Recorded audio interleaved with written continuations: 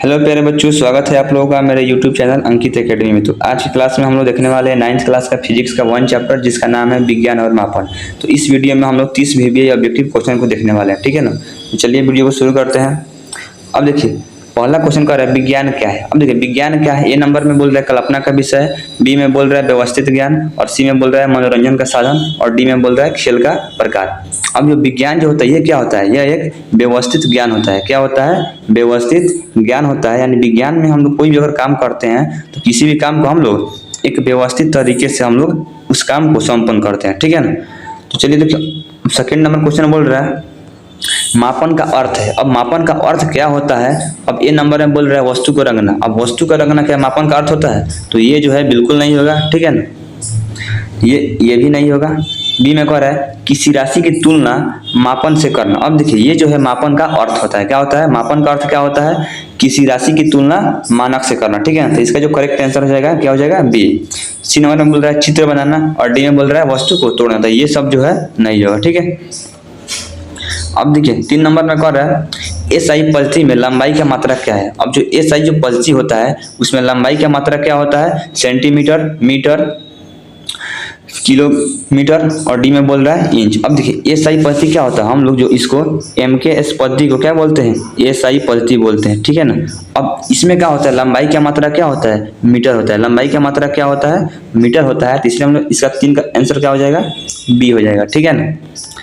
अब देखिए 4 नंबर में बोल रहा है द्रव्यमान का एसआई मात्रा क्या है। अब द्रव्यमान का एसआई मात्रा क्या है? अब देखिए अब एसआई मात्रक हम लोग किसको बोलते हैं? MKS सिस्टम को। किसको बोलते हैं? MKS सिस्टम को हम लोग क्या बोलते हैं? एसआई पद्धति, यानी एसआई मात्रक बोल सकते हैं, ठीक है ना। अब देखिए इसमें जो द्रव्यमान का मात्रा क्या होता है? अब मीटर किसका मात्रक होता है? लंबाई का। द्रव्यमान का मात्रा क्या होता है? केजी होता है। द्रव्यमान का मात्रा क्या होता है? केजी। यहाँ पे पूछ रहा है द्रव्यमान का एसआई मात्रक क्या है। तो द्रव्यमान का एसआई मात्रक क्या हो जाएगा? केजी यानी किलोग्राम, ठीक है ना। तो इसका आंसर हो जाएगा सी नंबर। अब देखिए 5 नंबर में कह रहा है समय का मात्रक है, समय का एसआई मात्रक है। अब समय का एसआई मात्रक क्या होता है? अब हम आपको पहले ही बता चुके हैं एसआई मात्रक किसे को बोलते हैं? MKS पद्धति को हम लोग क्या बोलते हैं? एसआई मात्रक बोलते हैं, ठीक है ना। अब देखिए इसमें क्या होता है? समय का एसआई मात्रक क्या होता है? यहाँ पे एस का मतलब क्या होता है? सेकेंड होता है। तो समय का एसआई मात्रक क्या हो जाएगा? सेकेंड हो जाएगा, ठीक है ना। तो 5 का सी नंबर ऑप्शन हो जाएगा, ठीक है। अब देखिए 6 नंबर में बोल रहा है ताप का एसआई मात्रक क्या होता है। अब देखिए जो ताप का जो एसआई मात्रक होता है क्या होता है? ताप का एसआई मात्रक केल्विन होता है। ताप का एसआई मात्रक क्या होता है? केल्विन होता है, ठीक है ना। अब देखिए ताप को हम लोग क्या मापते हैं? उसको हम लोग डिग्री सेल्सियस में भी मापते हैं, फ़ारेनहाइट में भी मापते हैं, ठीक है ना, और केल्विन में भी हम लोग मापते हैं, ठीक है ना। लेकिन अगर ताप का एसआई मात्रा का अगर बात की जाए तो वो क्या होता है? वो केल्विन होता है, ठीक है ना। मापते ही इन तीनों से है, लेकिन ताप का एसआई मात्रा क्या होता है? केल्विन होता है। तो 6 का जो है सी नंबर ऑप्शन हो जाएगा, ठीक है। अब देखिए 7 नंबर में बोल रहा है विद्युत धारा का एसआई मात्रक है। अब विद्युत धारा का एसआई मात्रक क्या होता है? अब देखिए विद्युत धारा क्या होता है? एक आधारी राशि होता है। क्या होता है? एक आधारी राशि होता है। अब हम आपको बता चुके हैं आधारी राशि कितना होता है? 7 होता है। कितना होता है? 7 होता है। और उसी में क्या है? एक है विद्युत धारा। अब विद्युत धारा का जो एसआई मात्रक होता है वो क्या होता है? एम्पियर होता है। इसको हम लोग कैपिटल ए से डिनोट करते हैं, ठीक है ना। 7 नंबर का हो जाएगा आपका ऑप्शन सी। अब देखिए 8 नंबर में बोल रहा है पदार्थ का मात्रा का एसआई मात्रक है। अब पदार्थ की जो मात्रा होता है उसका एसआई मात्रक बताना है हमको। अब देखिए जो पदार्थ का जो मात्रक होता है उसका एसआई मात्रक क्या होता है? उसका एसआई मात्रक होता है मोल। उसका एसआई मात्रक क्या होता है? मोल होता है, ठीक है ना। तो यहाँ पे 8 नंबर में क्या हो जाएगा? ए नंबर ऑप्शन हो जाएगा, ठीक है ना। पदार्थ का मात्रा का एसआई मात्रक क्या है? यानी पदार्थ की मात्रा क्या है? ये एक आधारी राशि है। क्या है? यह एक आधारी राशि है, ठीक है ना। और आधारी राशि कितना होता है? 7। और उसी 7 में से क्या है? एक पदार्थ का मात्रा है, ठीक है ना। तो 8 का क्या हो जाएगा? ए नंबर ऑप्शन हो जाएगा। अब देखिए 9 नंबर में बोल रहा है ज्योति तीव्रता का एसआई मात्रक है। अब ज्योति तीव्रता भी क्या है? यह एक आधारी राशि है, ठीक है ना। अब ज्योति तीव्रता का जो एसआई मात्रक होता है वो क्या होता है? वो कैडेला होता है। ज्योति तीव्रता का एसआई मात्रक क्या होता है? कैडेला होता है। तो 9 नंबर का करेक्ट ऑप्शन क्या हो जाएगा? बी हो जाएगा, ठीक है। अब देखिए 10 नंबर में कह रहा है निम्न में कौन मूल राशि है। अब देखिए निम्न में कौन मूल राशि? मूल राशि कहें तो यहाँ पे क्या होगा? आधारी राशि। यानी निम्न में जो है कौन? आधारी राशि है, ठीक है ना। अब देखिए आधारी राशि कितना होता है, 7 होता है। अब 7 में क्या है, वहाँ पे वेग नहीं होगा, बल भी नहीं होगा और क्षेत्रफल भी नहीं होगा, ठीक है ना। यहाँ पे क्या हो जाएगा, सी। अब देखिए आधारी राशि किसे बोलते हैं, वह राशि जो स्वतंत्र मानी जाती है। स्वतंत्र मानने का मतलब ये हुआ कि ये जो है इसको मापने के लिए हम लोग किसी भी मात्रक पर निर्भर नहीं रहते, यानी इसका जो है अपना अपना मात्रक होता है। यानी आधारी राशि कितना होता है, 7 होता है। अब इस 7 जो राशि होता है इसका अपना अपना मात्रक होता है, ठीक है ना।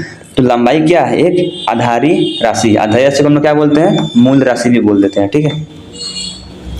अब देखिए 11 नंबर में कह रहा है क्षेत्रफल किस प्रकार की राशि है। जो क्षेत्रफल जो है किस प्रकार की राशि है। अब देखिए एक होता है आधारी राशि और दूसरा होता है व्युत्पन्न राशि, ठीक है ना। अब आधारी राशि क्या होता है, वैसा राशि जो स्वतंत्र मानी जाती है, ठीक है ना। लेकिन व्युत्पन्न राशि क्या होता है कि वह राशि जो आधारी राशि पर निर्भर रहता है उसे हम लोग क्या बोलते हैं, व्युत्पन्न राशि बोलते हैं। लेकिन यहाँ पे क्षेत्रफल जो है, अब देखिए क्षेत्रफल का फॉर्मूला क्या होता है, लंबाई गुना चौड़ाई, लंबाई गुना चौड़ाई होता है, ठीक है ना। अब देखिए अब यहाँ पे लंबाई का मात्रा क्या होता है, मीटर, और चौड़ाई का मात्रा क्या होता है, मीटर। अब दोनों का अब जो क्षेत्रफल का जो मात्रा हो जाएगा क्या हो जाएगा, ये मीटर स्क्वायर हो जाएगा, ठीक है ना। अब देखिए अब हम लोग क्या किए, क्षेत्रफल का मात्रक निकालने के लिए क्या किए, लंबाई का सहारा लिए। अब जो लंबाई क्या है, एक प्रकार का अदिश बोल रहे हैं, एक प्रकार का क्या है, मूल राशि है, ठीक है ना। अब हम लोग क्या किए, मूल राशि मतलब क्या है तो क्या होगा, आधारी राशि, ठीक है। अब क्षेत्रफल का हम लोग क्या किए, मात्रक निकालने के लिए किसका सहारा लिए, आधारी राशि का सहारा लिए। अब व्युत्पन्न राशि किसके बोलते हैं, वैसा राशि जिसका मात्रक निकालने के लिए हम लोग आधारी मात्रक पर निर्भर रहते हैं, उसे क्या बोलते हैं, व्युत्पन्न राशि बोलते हैं, ठीक है ना। तो यहाँ 11 नंबर का जो करेक्ट ऑप्शन हो जाएगा बी हो जाएगा। क्षेत्रफल क्या है, एक प्रकार का व्युत्पन्न राशि है जो क्या होता है, जो आधारी राशि पर पूर्ण रूप से निर्भर रहता है, ठीक है ना। अब देखिए अब 12 नंबर में कह रहा है आयतन का एसआई मात्रक है। आयतन का जो एसआई मात्रक होता है वो क्या होता है। अब देखिए आयतन का फॉर्मूला क्या होता है, एल गुना बी गुना एच, यानी लंबाई गुना चौड़ाई गुना ऊंचाई, ठीक है। अब देखिए लंबाई का मात्रा क्या होगा, मीटर, चौड़ाई क्या हो जाएगा मीटर, और ऊंचाई क्या होता है मीटर। और तीनों की जब मल्टीप्लाई करेंगे तो क्या हो जाएगा, मीटर क्यूब हो जाएगा, ठीक है ना। तो यहाँ पे आपका करेक्ट आंसर क्या हो जाएगा, बी नंबर हो जाएगा। तो आयतन का एसआई मात्रा क्या होता है, मीटर क्यूब हो जाएगा, ठीक है। अब देखिए 13 नंबर में कह रहा है वेग किस प्रकार की राशि है। अब जो वेग होता है वो किस प्रकार की राशि होता है। अब देखिए अब हम आपको बता चुके हैं कि आधारी राशि कितना होता है, 7 गो होता है। आधारी राशि कितना होता है, 7 गो होता है। अब देखिए उस 7 गो में जो है वेग नहीं है, ठीक है ना। अब यहाँ 3 नंबर में कह रहा है मूल राशि। मूल राशि का मतलब क्या होगा, आधारी राशि। तो वेग जो है क्या होता है, आधारी राशि नहीं होता है, ठीक है ना। यहाँ पे क्या है, स्थिर राशि भी नहीं होगा। और यहाँ पे क्या है, डी नंबर में बोल रहा है सार्वभौमिक राशि, ये भी नहीं होगा, हो जाएगा 13 नंबर का जो करेक्ट ऑप्शन हो जाएगा वो क्या हो जाएगा, बी हो जाएगा, ठीक है ना। वेग क्या है, एक प्रकार का व्युत्पन्न राशि है, ठीक है। क्योंकि वेग क्या है, अगर हम इसका अगर मात्रक निकाल लेंगे तो क्या होगा, हम लोगों को आधारी राशि का सहारा लेना पड़ेगा, ठीक है ना। इसका मात्रक क्या होता है, इसका जो मात्रक होता है मीटर पर सेकेंड होता है, ठीक है ना। अब यहाँ पे मीटर क्या है, एक आधारी मात्रक है, और सेकेंड क्या है, यहाँ पे एक आधारी मात्रक है, ठीक है ना। अर्थात हम लोग व्युत्पन्न राशि का मात्रक ज्ञात करने के लिए आधारी मात्रक का सहारा ले रहे हैं। इसका मतलब क्या हो जाएगा, ये जो है क्या हो जाएगा, व्युत्पन्न राशि हो जाएगा, ठीक है। अब 14 नंबर में बोल रहा है लंबाई मापने के लिए किस यंत्र का उपयोग किया जाता है। अब जो लंबाई जो हम लोग मापते हैं तो इसमें हम लोग किस चीज का उपयोग करते हैं। तो यहाँ पे एक नंबर में कह रहा है स्प्रिंग बैलेंस, बी में कह रहा है मीटर स्केल, सी में कह रहा है घड़ी, और डी में बोल रहा है थर्मामीटर। अब आप लोगों को भी पता है हम लोग लंबाई मापने के लिए किसका उपयोग करते हैं, मीटर स्केल का उपयोग करते हैं। किसका करते हैं, मीटर स्केल। देखिए शुरू में क्या लगा, मीटर। अब देखिए मीटर को किस, यानी मीटर किसका मात्रक होता है, लंबाई का ही मात्रक होता है, इसीलिए हम लोग क्या मार देंगे, इसका 14 का क्या हो जाएगा, बी नंबर ऑप्शन हो जाएगा, ठीक है। अब देखिए 15 नंबर में बोल रहा है द्रव्यमान मापने के लिए किस यंत्र का प्रयोग किया जाता है। अब देखिए जो द्रव्यमान होता है उसको मापने के लिए हम लोग किस यंत्र का प्रयोग करते हैं, ठीक है ना। तो अब देखिए ये नंबर में बोल रहा है तराजू, बी नंबर में बोल रहा है स्टॉप वॉच, सी में कह रहा है थर्मामीटर, और डी में कह रहा है बैरोमीटर, ठीक है ना। अब देखिए जो द्रव्यमान होता है उसको मापने के लिए हम लोग किस यंत्र का उपयोग करते हैं, तराजू का करते हैं। आप लोग भी गांव देहात में देखे होंगे पहले के जमाने में क्या होता था, कोई भी अगर हम लोग अनाज भी जब मापते थे, जोखते थे, तो किससे जोखते थे, उसको हम लोग तराजू से क्या करते थे, मापते थे, ठीक है ना। तो द्रव्यमान मापने के लिए जिस यंत्र का उपयोग किया जाता है, इन चारों में से क्या है, तराजू हो जाएगा, ठीक है ना।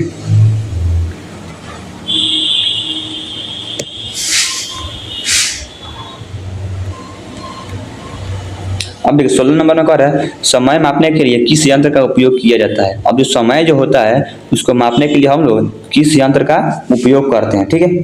तो यहाँ 1 नंबर में कॉल रहा है मीटर स्केल। तो मीटर स्केल क्या हो जाएगा, ये लंबाई मापता है, ठीक है। यहाँ पे क्या है, तराजू, ये क्या करेगा, ये जो है द्रव्यमान मापता है। और यहाँ पे स्प्रिंग बैलेंस भी नहीं होगा। यहाँ पे 16 नंबर का क्या हो जाएगा, ऑप्शन जो है बी हो जाएगा, ठीक है ना। स्टॉप वॉच क्या करता है, ये जो है समय को मापता है, ठीक है।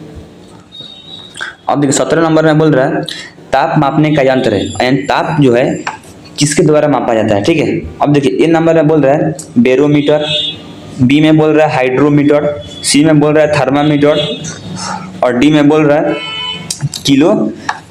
किलोरीमीटर, ठीक है ना। अब तापमान को मापने का यंत्र है, यानी तापमान को, यानी कौन सा यंत्र है जो क्या करता है, जो तापमान को मापता है, ठीक है। तो यहाँ पे क्या हो जाएगा, ऑप्शन जो है सी हो जाएगा, ठीक है। यहाँ थर्मामीटर क्या करता है, ये जो है तापमान को मापने में मदद करता है, ठीक है। अब देखिए 18 नंबर में बोल रहा है मापन में त्रुटि का मुख्य कारण क्या है। अब त्रुटि का मतलब क्या होता है, एरर। त्रुटि का मतलब क्या होता है, एरर होता है। एरर का मतलब क्या होता है, यानी गलती, ठीक है ना। यानी मापने में हमको मान लो किसी चीज को मापने में गलती अगर होता है तो उसका मुख्य कारण क्या है, यंत्र की अशुद्धि, रंग का अंतर, मौसम का प्रभाव और ध्वनि। अगर हम किसी चीज को अगर हम माप रहे हैं, ठीक है, अगर उसमें क्या हो रहा है, थोड़ा सा त्रुटि हो जा रहा है, थोड़ा सा उसमें गलती अगर हो जा रहा है, तो वो गलती जो है किसके द्वारा होता है, यानी उसका मुख्य कारण क्या होता है, यंत्र की अशुद्धि, ठीक है। हम लोग जिस यंत्र के द्वारा मापते हैं उस यंत्र में का अगर अशुद्धि होगा, यानी उसमें कुछ अगर मिलावट कर दिया जाएगा, ठीक है ना, तब क्या होता है, मापन में त्रुटि देखने को हमको मिलती है, ठीक है। अब देखिए 19 नंबर में कह रहा है सबसे छोटी गणना। सबसे छोटी गणना का अर्थ है, ठीक है। ये नंबर में कह रहा है यंत्र की सबसे बड़ी माप। अब छोटी गणना में क्या होता है कि बहुत छोटी छोटी चीजों को मापी जाती है, ठीक है ना।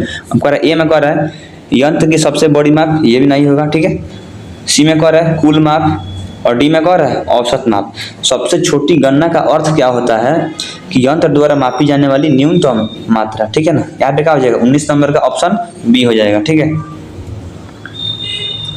अब देखिए 20 नंबर में कह रहा है एसआई पद्धति को किस नाम से जाना जाता है। अब जो एसआई पद्धति होता है हम आपको पहले ही बता चुके हैं, जो एसआई पद्धति होता है, ठीक है ना, उसको जो है हम लोग एमकेएस पद्धति के द्वारा जाना जाता है, ठीक है। एसआई पद्धति को हम लोग क्या बोलते हैं, एमकेएस पद्धति हम लोग कहते हैं, ठीक है। तो 20 नंबर का सही ऑप्शन क्या हो जाएगा, ए हो जाएगा, ठीक है।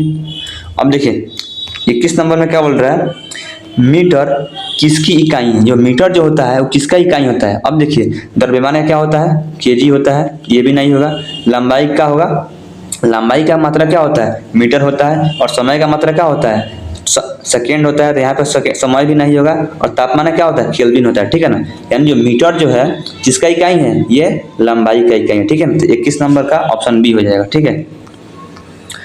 अब देखिए 22 नंबर में बोल रहा है किलोग्राम किसकी इकाई है। जो किलोग्राम जो है किसकी इकाई है। अब देखिए ये नंबर में क्या बोल रहा है, बॉल।